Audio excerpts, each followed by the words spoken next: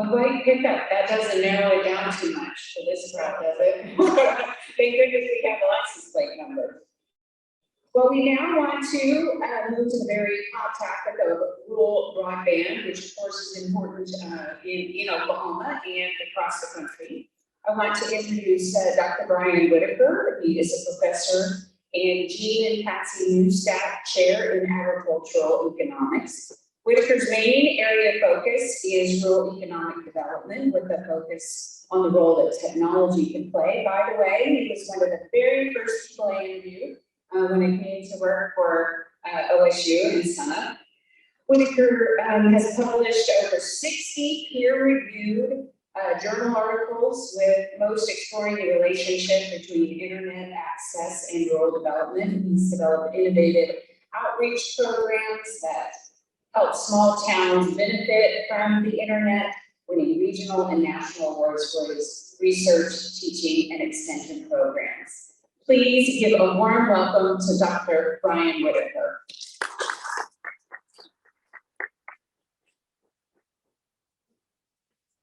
Thank you, Linda. Can you guys hear me okay? I'm glad to hear you.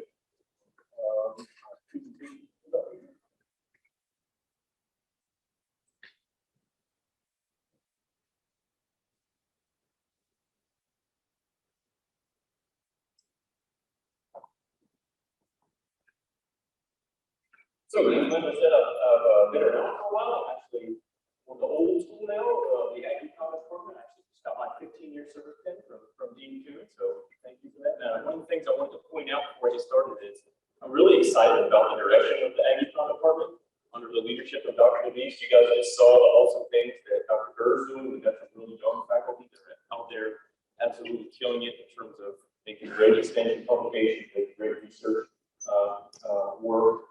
And so again, really excited about the direction of the program. I was fortunate to get this Neustadt chair last year, and I'll talk a little bit about what that's meant to some of my work.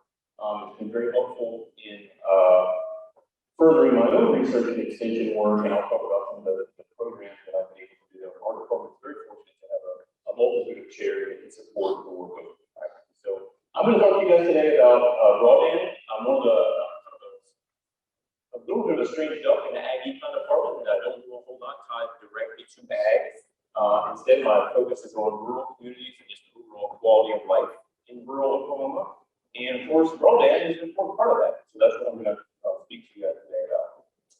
So here's a quick agenda. I'm going to define broadband for you guys, talk about the different technologies that broadband typically uses. We do have a lot of great research about what broadband can mean for rural communities and their economies, so I'll highlight that quickly. We have quite a bit of data on what Oklahoma looks like in terms of broadband. We do lag behind the national average. I'll show you guys some maps that we've been making, and then there's a lot of policy movement in the broadband arena, including things that cities and counties can do on their own. And so I'll kind of highlight some of that as we wrap up the conversation today. So who remembers these dial-up movies? Anybody? Okay, yeah. I play that sound now for my students, and they don't know what that sound is, that lovely dial-up sound that they used to hear when we got on the internet. So broadband is high-speed, always-on internet access that no longer relies on the dial-up modes.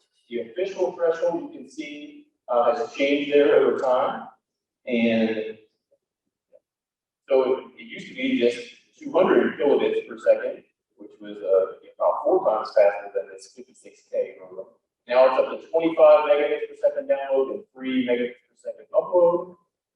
Some people, we've been on that same threshold for about 6 years now. Some people say that's outdated and needs to change. You can see the requirements for Netflix, for Amazon.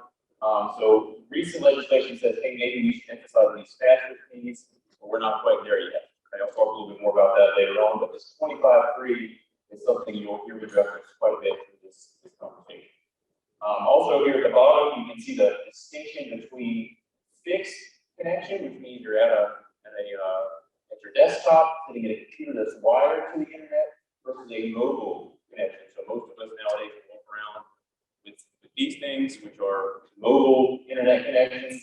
And so they are both considered broadband as long as they meet that 25.3 threshold. And it's important to note that the Federal Communications Commission defines it as complements and not substitutes. So you can't just have a mobile connection and consider yourself a fully connected individual from the FCC.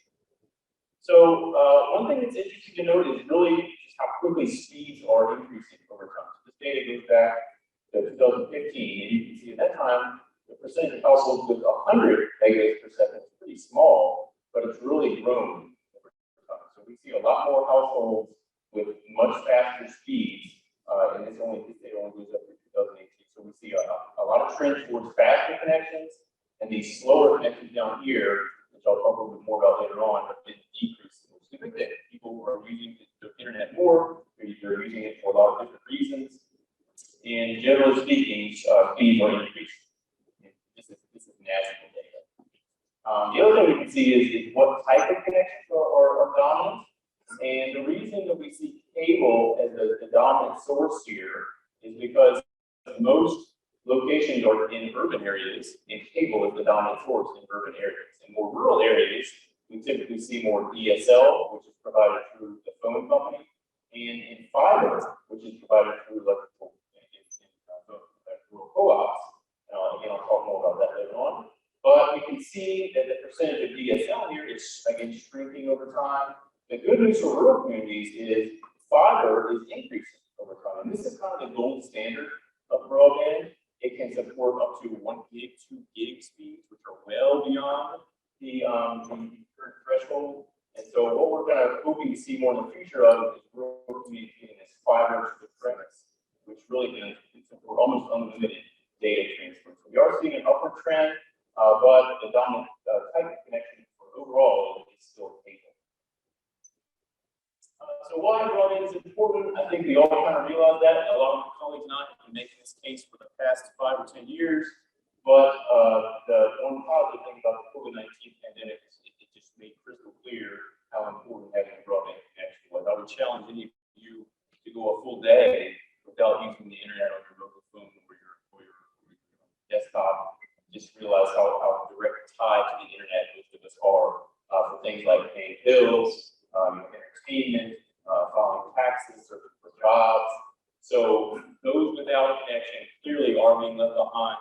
And we'll see some statistics that show rural Oklahoma is further behind even than the national average. So certainly COVID-19 has helped us kind of become aware of this issue, the homework gap. We also have the viral pictures of kids sitting in parking lots trying to get on Wi-Fi and do their homework. Telehealth is a big thing that we're continuing to research. Telework, Dr. Hagerman is working on some people with this with me, and again, kind of COVID-19 has really brought this to the forefront. Most people realize just how important, if not essential, broadband access is and continues to be during the pandemic and likely beyond. So I want to kind of highlight some of the research that we've done on this issue, and it's pretty clear at this point that yes, broadband does matter. So you can see the categories of quality of life there that we've uncovered that it does have meaningful relationships with, including things like income, civic engagement, firm location in rural areas, entrepreneurship in rural areas, housing values. All these are specific for rural areas. You can see I'm going to go through a couple of papers here. This is our most cited paper. This is contribution to economic growth in rural areas. We also have some paper on civic engagement. Here's one from some colleagues about new firm locations in rural areas, startup rates, so entrepreneurship in rural broadband speeds. Other colleagues found some similar things, and we've got some another paper on rural broadband entrepreneurship, and it's some even specifically focusing on farms. It's some recent research. So one thing I'll get back to here is a little bit of a discussion about what's more important. Simple availability of broadband, or is it when people actually adopt broadband and pay for a connection? So I'll return to that topic later on. But my research emphasizes that it's not just availability, it's actually the adoption of broadband. People are able to pay for it and use a home internet connection. You start to see these quality of life metrics increase. So just a quick couple of things I wanted to highlight. Here's our most recent paper just out last week. We did find that for rural areas, speeds of up to 50 megabits per second are shown to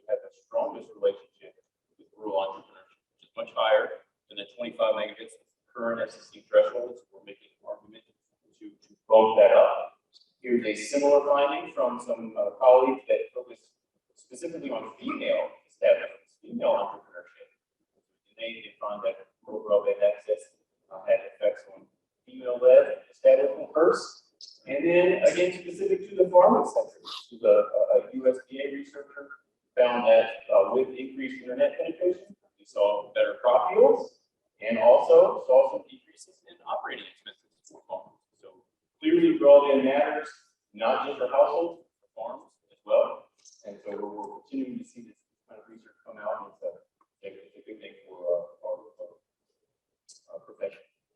So again, I'm going to talk a whole lot about availability versus adoption.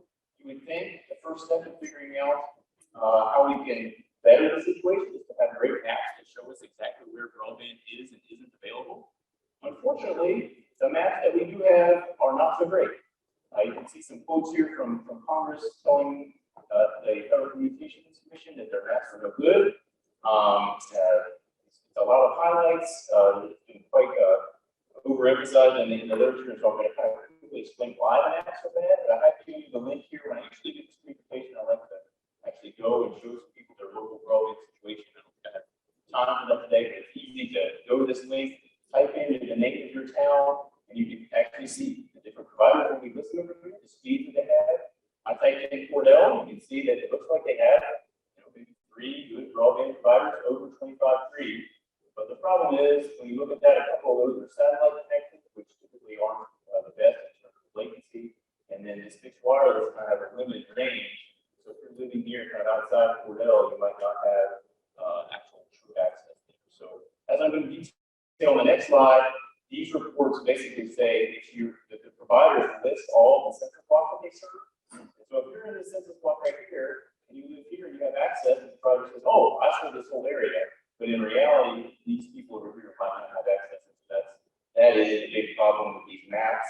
This kind of highlights it in a more granular fashion. So again, we have one household here in this census block that has access, and in reality, these other households can't get it, but they are shown as being served by the current map. So that's a problem that we have with these maps. We know that it overstates availability. We are moving to this more polygon method where the providers are going to have to literally lay out a geography of exactly who they serve, but we're probably not going to have that data for at least another year. So this is a problem with the broadband data that's widely recognized. We're working towards it. Congress has told us to fix it, but it's going to take some time to gather that data. So recognizing that data is not great, what does it say about Oklahoma and our rural broadband situation? This is the latest data we have. If you look just at rural areas, from a national perspective, about 83% of the population has access to broadband. You can see Oklahoma lags behind by about 10 percentage points. So we are significantly behind the national average in terms of our rural broadband availability. We are also well behind both Kansas and Texas. We're better than Arkansas in the rural broadband situation, but we are still significantly behind in terms of overall availability. And the good news for Oklahoma is that we are trending up. You can see a couple of years ago, we were 30 percentage points behind the national average for rural broadband. But about 2017 to 2018, we start to see this uptick. Part of that is due to some federal funds that we were able to get over that period. But we do seem to be catching up, but we're not quite there yet. Okay, so I'm going to talk about some of the policy work we're doing to try to improve the situation from a state legislature a little bit later on. So again, I kind of wanted to highlight the difference between availability and adoption. This is something I always emphasize when I do these kind of talks. A lot of times people tend to focus just on availability, where it's accessible, where it exists. And again, this is where we lag behind 10 percentage points here. But what's something is usually overlooked is the percentage of households that actually pay for a connection. Sorry about this chart. So one thing you can see from this table is that while Oklahoma adoption rates aren't overall too bad for broadband, when you look at specific categories, this is the best category. This cable, DSL, fiber, these are wire connections that are typically our lowest cost, best options available. We're well behind the national average. So we don't have great rates of this kind of optimal broadband. Instead, we're relying heavily on mobile only broadband, or satellite broadband higher than national average. So that's not the optimal kind of broadband we'd like to see people using. That's what we often point to. So what does availability look like across the state? Well, we have quite a few states where literally less than half the population has broadband available to them. You can see where those states are. This official 25-3 definition. There's quite a few that are poor in terms of broadband availability. And I'll show some specific maps, and including some ones that we can make for your county. This is a situation that interests you. So one thing I wanted to emphasize here, this looks at just households. Okay, so this is the percentage of people in these locations that have broadband available to them. One thing we're moving towards is recognizing that it's not just people that need broadband, it's businesses, it's ag facilities, it's community facilities. And so we've gotten this pretty cool data set called a broadband serviceable location fabric that extends things beyond just residential and looks at some of these other categories. And the first thing that kind of pops out here is that while about 8% of our households lack this 25-3 access, almost 40% of our ag buildings that could benefit from broadband lack access. And so this is really going to change things in terms of where we might invest in the future. We start looking at where these places are located. We actually have really cool latitude, longitude data on all these different data points. I've got a great PhD student who's helping me map this stuff out and figure out where these locations are. And so we're working with this data and have a publication under right now that kind of helps people think through how this is going to change things and start to hand out funding to deal with the situation. So here's some specific maps, and Bree to help me pull together a list of some people, so where people are coming from. So hopefully we have some people from at least a couple of these counties. And I want to point out that we can do these for your county if you're interested, and there is money coming for broadband. And if you're interested in spending some of those funds on broadband, we would love to build these kind of maps for you and help you. And again, I'm going to talk about this pending funding from the American Rescue Plan that all counties in Oklahoma are going to get. Every county is getting at least $500,000, up to $150 million for the big ones. And again, you can spend these funds on improving your broadband situation. So I've kind of got maybe 5 counties here in terms of increasing population, just so you can see what it looks like. And you'll see the kind of difference in the situations we've got. So here's Grant County, which is a pretty small county, but they actually have 90% broadband connectivity. You can kind of see what the major cities are here, and where there's some places with good connectivity in Grant County. But you also see some households here that have absolutely nothing, and not even a really terrible DSL band.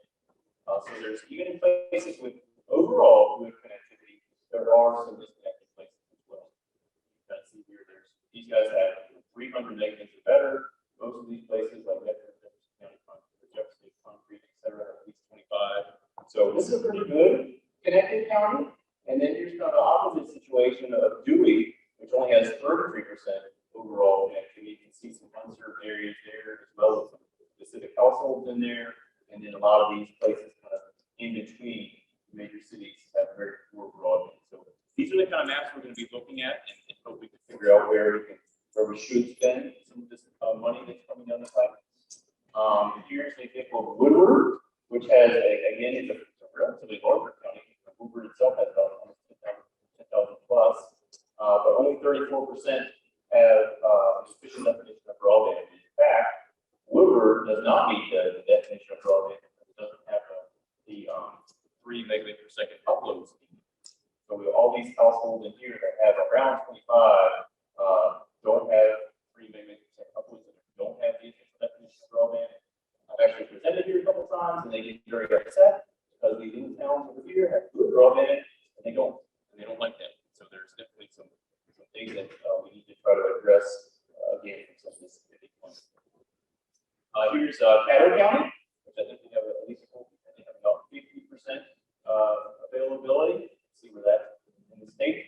And again, the interesting thing here is that Anadarko, the county seat, does not have the official definition of broadband. So even there's a lot of people living here, providers have not really gone to this area. You can see the smaller place over here have 300 megabits or better. So it's kind of an interesting situation where you don't exactly, or you're not able to predict who's going to have good and who's going to have bad. And then quite a lot of households in Oklahoma County, great overall availability. But again, the one thing I want to point out is while all these big cities have great broadband, even within Oklahoma County, look out here by Whitacre and Jones. There's a lot of households in ag structures that don't have broadband, even in a very densely populated county like Oklahoma County. So there's opportunities for investment really across the state, including in the more rural places where you might not suspect. We are building a state level map for Oklahoma that hopefully will improve some of the problems that we talked about with the national map. We're in the preliminary phase right now. It's being built by Commerce. Given the amount of money that's coming for broadband, we expect if we could potentially pay someone else to do it, that has a lot more experience, but we're still kind of working through that. Right now, we're just using this problematic data, but we are gathering more detailed data from the providers. Hopefully, we'll improve the maps. We're going to include some of this latitude and longitude data that we have.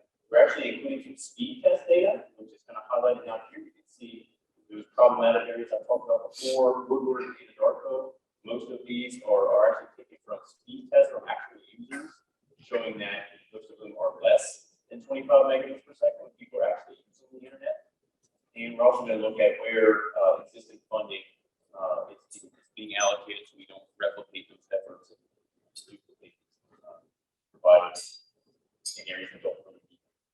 So what we're trying to do by building this map is kind of find where the places with the highest need are. And again, we have some significant funding coming down the pipeline, so that's including this map is to paint a good picture of where we should efficiently allocate this.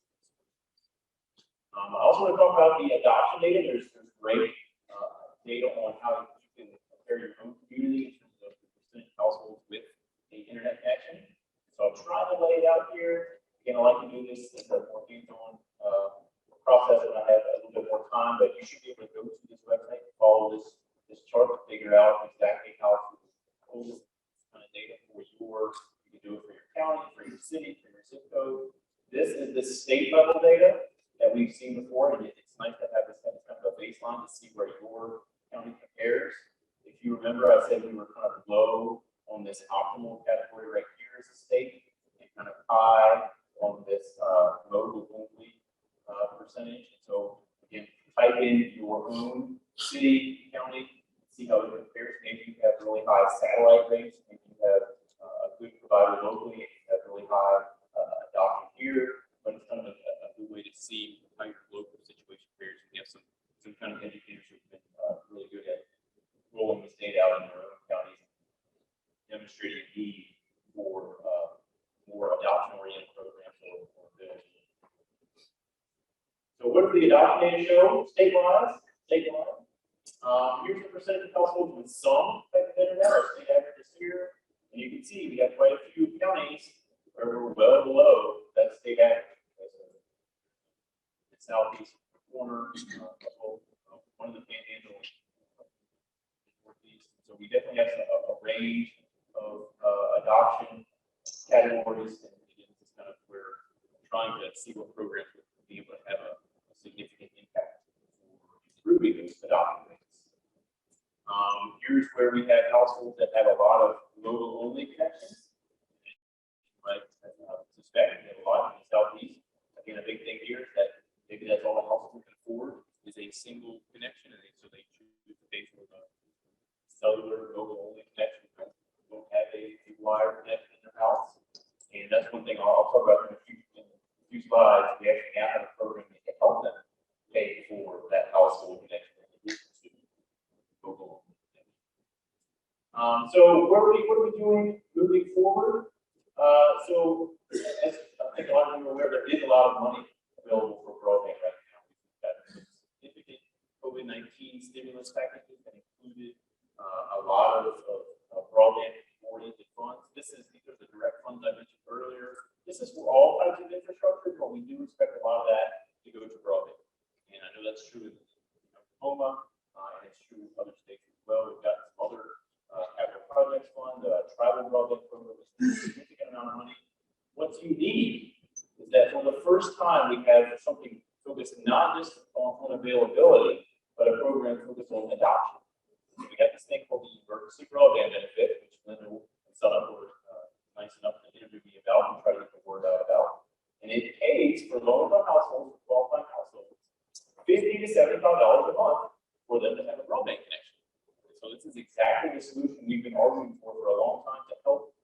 disadvantaged households that frankly can't afford to pay for a broadband connection are missing out on job searches and telehealth and telework. It can also help them to get a significant discount on the device. And so our extension service has really done a great job of spreading the word about this. We've worked with nonprofits, with local providers, with utility providers to send out on their bills, help people become aware of this. I know several of our county agents have literally walked people through the sign-up process for this. And you'll see some of the statistics. We've been a great success in the state of taking advantage of this program. I want to talk about what we're doing in Oklahoma. Courtney mentioned I'm part of this expansion council. We do have monthly meetings. I'm actually heading up the subcommittee on adoption. We're very much focused on this emergency broadband benefit. We, for the first time, we put some money towards broadband as a state. We're one of the few states that have not had any kind of grant or incentive programs up to this point. We just passed one last year that will hopefully spend a significant amount of money on improving rural broadband. We are building this map that I talked about, and like I said, there are significant federal funds on the way, and we will be responsible for how we distribute those. So that's I'm looking forward to the next couple of years of serving this council. A little bit more about this emergency broadband benefit program. I do have a nice little one-page fact sheet that we've tried to get out. One cool thing is that for Oklahoma, most of our counties qualify for this higher $75 a month benefit. So we're relatively unique in that regard. You can see the places that are qualified as tribal. This list of places that are ways to become eligible for this program. We do think this program is going to be extended under the new infrastructure bill that will hopefully be passed soon. And in fact, we bumped to a even wider array of people. So there's a lot of potential to help even more households with this program. And just kind of heads up on how we're doing. We're actually in the top 5 in terms of eligible households participating. We're at number 4 right now. We've got over 100, almost 110,000 households signed up. That's about 37% of our eligible households. So we're doing really well. This is a map of signing up at what rate. We've got some high rates here in Tulsa and some of the other a little bit more metropolitan area, not so great out in the panhandle. So we're trying to use this to figure out how we can more effectively spread the word about this program and get more people to benefit from it to sign up. I do want to highlight a couple of kind of innovative programs we've been able to work through the Ag Department and the Cooperative Extension. This first one is the main one I'm going to talk about, our Rural Library Hotspot Loan Program. And so the idea here is that we really try to help people that either don't have a wireline option available to them or simply can't afford it.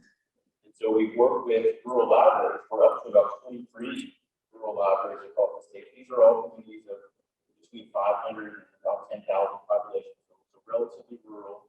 We pay for these hotspots, which work just like a cell phone, works like the Walker's cellular network, where we have pretty good availability across the state. These hotspots, you take a moment, and you go to the library, you loan them out for a week, and they can connect up to 10 devices. So you can take them on the road with you, you can connect your smartphone, your kids can connect a tablet, and we basically pay for these for the first year, and then have the libraries take them over after that. You see, we've had this thing running for about 4 or 5 years now. Success. It's like a 9.5 out of 10 ranking. Each library loans out about 165 devices per year. 12 of our 15 earlier partners were able to continue on their own dime after that first year of funding from us, and it's really been a huge success. We are starting actually this month. We're in 5 of these libraries. We're going to put in what we call digital navigators. It's going to be a part-time person who helps to educate the local community about things like the emergency broadband benefit. And if they have trouble with their smartphone or laptop or understanding how to do telehealth, we're going to help them take advantage of those technologies. So this is a technology savvy person who will work at the local libraries and go out with cooperative extension to spread the word about this program and help people take advantage of it. Here's some comments from the educators of this. It's really fun part of my job to read through these. You know, it's great for helping my son and daughter do their homework. I really appreciate it. I'm a full-time student that doesn't have internet at home. No hassle for me to take beneficial to my children. It's really kind of a testament to what I think extension should be doing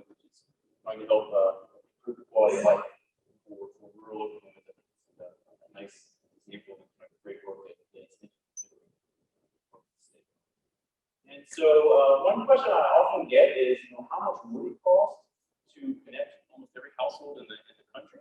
And there actually have been some studies on this, and the FCC's own estimate is about 40 to 60 billion. And the good news is, when you pull together all this pending funding from these different packages that we either already have passed or we expect to be on the way, we are talking about that neighborhood of dollars.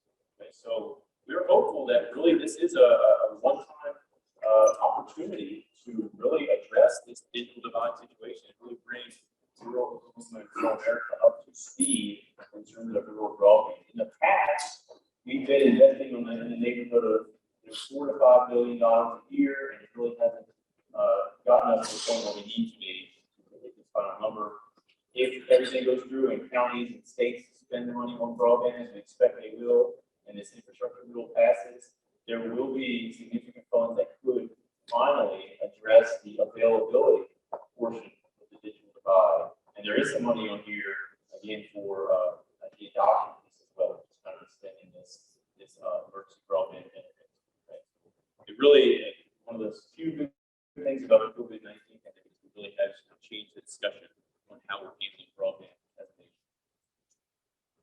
Again, I just want to point out that these American Rescue Plan funds, all counties in Oklahoma are getting some of this, and I would highly encourage you to look at a map of your county, look at the broadband availability rates, and we can help you guys look through the situation and figure out if you should be spending some of your money on broadband.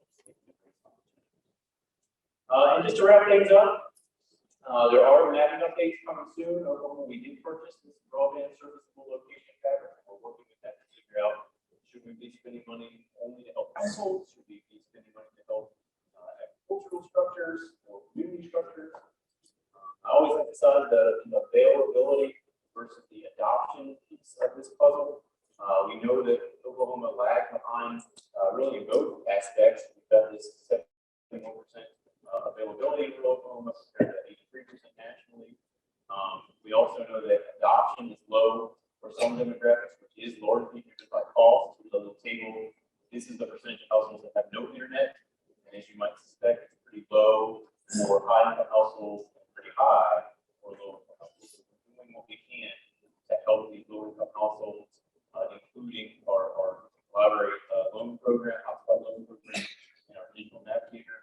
And we're really excited about this funding that's on the way, through the ARP, through the forthcoming infrastructure bill, where there's a lot of opportunity to have money and programs for both availability of broadband and the adoption of broadband. And with that, I'm happy to take any questions from you guys. I do want to point out we have one program I did not mention is that we have some extension educators who recognize the need for additional broadband availability in their county. And we actually worked with our state provider, state broadband provider, OneNet, and see Shannon Mallory in the crowd. He was able to get a wireless access set up in the local parking lot of their county office building and county extension office building, and have people be able to pull into the parking lot, use the wireless network for free.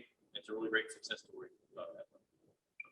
I was going to ask, how much is using those recovery funds? How much is fiber per mile to install? That's a good question. There's a whole body of research on this. Short answer is fiber is expensive. It's roughly in the neighborhood. I've seen estimates from $20,000 a mile to $50,000 a mile. So it's significantly expensive, but there's a lot of money right now. We're talking about billions of dollars coming down. And we are hopeful most of that will be geared towards fiber. Like I said, some of the language in the bills are saying we don't want it to see 25 free. We want to see 100, which you can only do really with fiber. So we're hopeful that we'll see a lot of fiber investments. How do the counties apply for that money? So the state does have a program right now. So that money will come to counties. It's allocated based on your population. The state and the counties can put in plans for their programs. There's a state ARP website. I'm happy to share that if you can find that. Probably just Google Oklahoma ARP plan. We're still kind of figuring out how we're going to allocate our state level funds for those buckets, but county level funds, states are free to do with as they see fit, as long as it fits into the specific categories of infrastructure. I can help if you need. And then they would talk to county commissioners, Correct. The county commissioners are the ones who get that money and decide how to allocate